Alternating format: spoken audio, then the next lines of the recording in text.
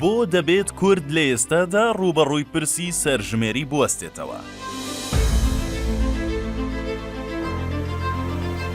نەک تەنیا ئاساییە، بگرە تەنانەت زۆریش پێویستە هەموو دەوڵەتێک بۆ ئاگاداربوون لە ڕێژەی دانیشتوانی لە پێناو دانانی پلان بۆ گەشەپێدانی بواری ئابووری، کۆمەڵایەتی، سیاسی، کارگێڕی، پەروەردەیی، تەنانەت حکومڕانی و دیاریکردنی پێکهاتەی ڕەگەزی، نەتەوەیی و ئاینی دانیشتوانی گرنگی و بایەخی تایبەت بە پرسی سەرژمێری گشتی بدات و هەر چەندین ساڵ جارێکیش دووپاتی بکاتەوە.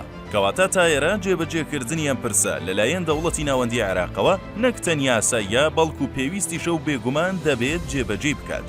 بەڵام لێرەوە و پرسیارە دێتە ئاراوە، ئەی بۆ دەبێت دەسەڵاتی هەرێمی کوردستان ڕوبەڕووی ئەم هەنگاوەی دەوڵەتی ناوەندی بێتەوە و بۆ دەبێت لە ئێستادا کورد پرسی سەرژمێری گشتی بە مەترسی بۆ سەر خۆی بزانێت. سەبارەت بە وەڵامی ئەم پرسیارە دەکرێت باس لەوە بکرێت. لێرەدا پرسی سەرەکی بریتیە لە کاتی گونجاو.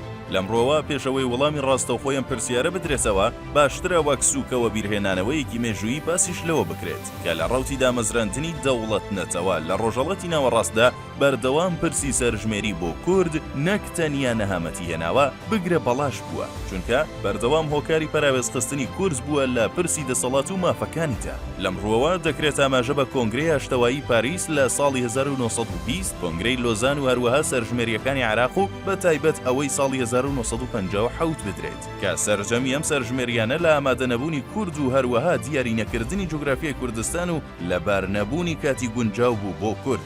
لە دوجاردا سەرجەمیان بە زیانی کورد شکانەوە و زەبری کوشندەیان لە کورددا.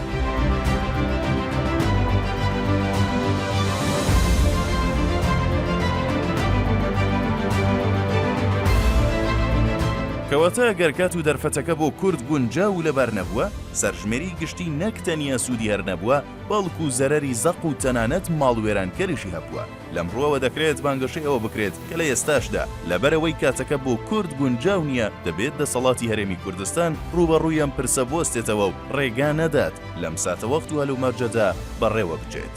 لێرەوە پێشەوەی باس لەوە بکرێت بۆ کاتەکە بۆ کورد گونجاو نییە پێویستە ئەوەشوە بیربێنینەوە کە پرسی سەرژمێری گشتی پەیوەندی ڕاستەوخۆ و نەڕاستەوخۆی لەگەڵ پرسگەلێکی چارەنووسەزی وەک دیاریکردنی بەشە بودجەی هەرێمی کوردستان، ڕێژەی ئەندامانی کورد لە پەرلەمانی عێراق، گەڕاندنەوە یان لە دەستدانی ناوچەکانی دەرەوەی هەرێمی کوردستان، پشکی هەرێم لە پۆستە سیادیەکانی بواری سەربازی، سیاسی، ئابووری، دیاریکردنی بەشە بودجەی هەرێم لە بەشی گەشەپێدان و وەبەرهێناندا هەیە. لەمڕۆوە دیارە کەمبوونی ڕێژەی کورد لە عێراقدا دەتوانێت تا چ ڕادەیەک بۆ هەرێمی کوردستان لەسەر جەم ئەم بوارانەدا کێشە و قەیران دروست بکات کە بە دڵنیاییەوە دەیشیکات. چونکە دەرفەت و کاتەکە بۆ کورد لە ئێستادا گونجاو نییە کە لێرەدا ئاماژە بە هۆکارەکانی گونجاو نەبوونی کاتەکە دەدەین.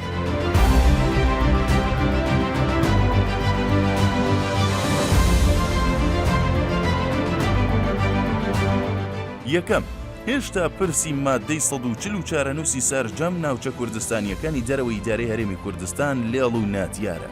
دووەم، پێگەی هەرێمی کوردستان بەهۆی ململانێ و ناکۆکی حزبی و هەروەها پرسی کابینەی نوێ لە ئاستێکی تەواو نزمدایە و لەم ڕووەوە بابەتی نوێنەری کورد لەم پرسەدا بە تەواوەتی نادیارە. بەواتایەک ڕۆڵی هەرێم و نوێنەری هەرێم لە پرسی سەرژمێریدا بە تەواوەتی پەراوێز خراوە.